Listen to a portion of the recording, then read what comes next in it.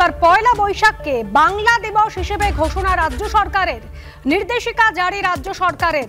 পয়লা বৈশাখকে বাংলা দিবস হিসেবে ঘোষণা রাজ্য সরকারের। ঘোষণা করা হলো রাজ্যের নতুন সঙ্গীত রবীন্দ্রনাথের বাংলার মাটি বাংলার জল গানকে রাজ্য সঙ্গীত হিসেবে ঘোষণা। গাইতে হবে রাজ্য সরকারের সমস্ত অনুষ্ঠানে। রাজ্য সঙ্গীতের পর গাইতে হবে জাতীয় সঙ্গীত এবং রাজ্য সঙ্গীত দাঁড়িয়ে গাওয়া বাধ্যতামূলক। নতুন নির্দেশিকা জারি করা হয়েছে। পয়লা বৈশাখকে একদিকে বাংলা দিবস হিসেবে ঘোষণা করা হয়েছে এবং বাংলার মাটি বাংলার জল গানকে রাজ্য সঙ্গীত হিসেবে ঘোষণা করা হয়েছে এবং সেই নিয়েও একাধিক নির্দেশিকা দেওয়া হয়েছে। বলা হচ্ছে রাজ্য সরকারের সমস্ত অনুষ্ঠানে এই গান গাইতে হবে, রাজ্য সঙ্গীত গাইতে হবে এবং রাজ্য সঙ্গীতের পর জাতীয় সঙ্গীত গাইতে হবে। রাজ্য সঙ্গীত দাঁড়িয়ে গাওয়া বাধ্যতামূলক, এমনই নির্দেশিকা জারি করা হয়েছে। পয়লা বৈশাখকে বাংলা দিবস হিসেবে ঘোষণা রাজ্য সরকারের, নির্দেশিকা জারি রাজ্য সরকারের। ঘোষণা করা হয়েছে রাজ্যের নতুন সঙ্গীত রবীন্দ্রনাথ ঠাকুরের বাংলার মাটি বাংলার জল গানকে রাজ্য সঙ্গীত হিসেবে ঘোষণা করা হয়েছে।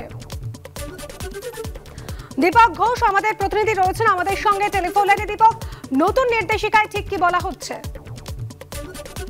দেখো, দুটো সিদ্ধান্ত নেওয়া হয়েছিল নবান্নে বৈঠক করে।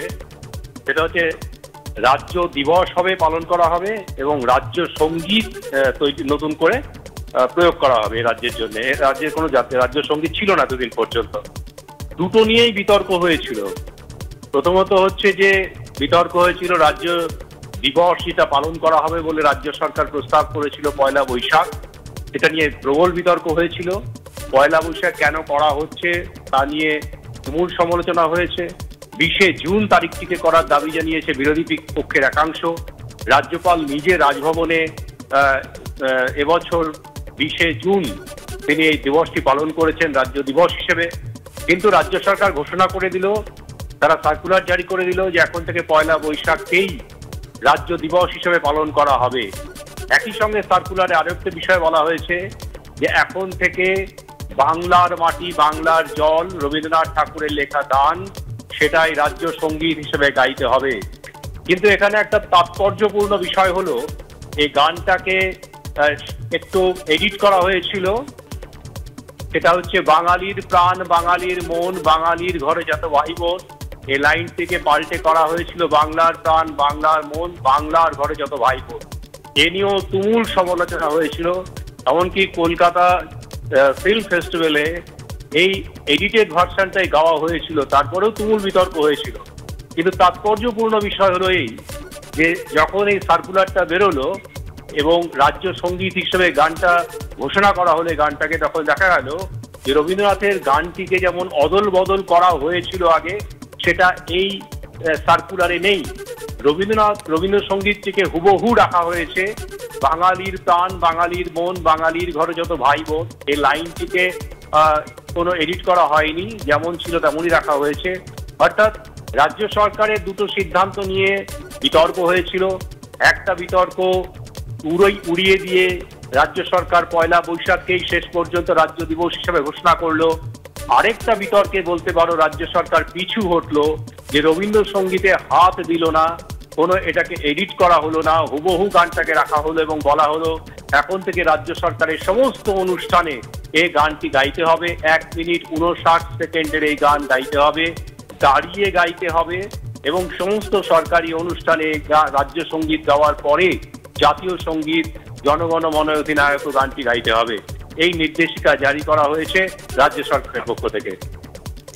দীপক, তুমি আমাদের সঙ্গে থাকো। এই মুহূর্তে রাজ্য বিজেপি মুখপাত্র শ্রমিক ভট্টাচার্য রয়েছেন আমাদের সঙ্গে টেলিফোন লাইনে। শ্রমিকবাবু, দুটো সিদ্ধান্তের কথা জানানো হচ্ছে নতুন নির্দেশিকায়। রাজ্য সঙ্গীত এবং পয়লা বৈশাখকে বাংলা দিবস হিসেবে ঘোষণা করা হচ্ছে রাজ্য সরকারের তরফ থেকে এবং বাংলার মাটি বাংলার জল গান, সেই গানটিকে রাজ্য সঙ্গীত হিসেবে ঘোষণা করা হচ্ছে এবং সমস্ত সরকারি অনুষ্ঠানে এই রাজ্য সঙ্গীত গাইতে হবে, দাঁড়িয়ে গাইতে হবে এবং তারপর জাতীয় সঙ্গীত গাইতে হবে। এরকমই নির্দেশিকা জারি করা হয়েছে রাজ্য সরকারের তরফ থেকে। হ্যালো, হ্যাঁ শ্রমিক দা, শুনতে পাচ্ছেন? বলুন। চরম ধর্মীয় মৌলবাদের কাছে আত্মসমর্পণের একটা প্রচেষ্টা মাত্র।